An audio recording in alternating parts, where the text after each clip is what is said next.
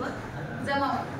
आणि नकाशे काढण्यासाठी रांगोळी, खडू यांचा वापर आपल्याला करायचा आहे आणि गावातल्या लोकांच्या मदतीने नकाशा आपल्याला काढायचा आहे. जसं सरांनी काल आपल्याला मार्गदर्शन केलं आणि नकाशा आपल्याकडून काढून घेतला, त्याच पद्धतीने आपल्याला लोकांना मार्गदर्शन करायचे आणि त्यांच्याकडून तो नकाशा काढून घ्यायचा आहे.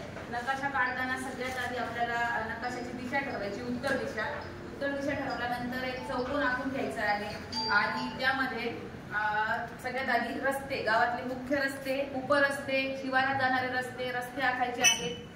आणि शक्यतो नकाशा काढताना वाढनुसार काढायचा आहे, म्हणजे जेणेकरून जे आपल्याला नकाशामध्ये सगळ्या गोष्टी अंतर्भूत करायच्या आहेत त्या घेता येतील.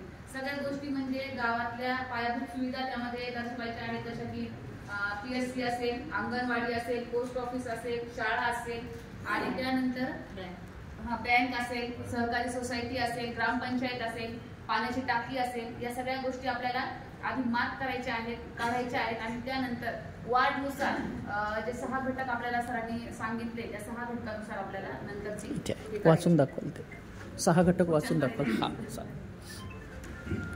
आपण सामाजिक नकाशा काढत असताना गावात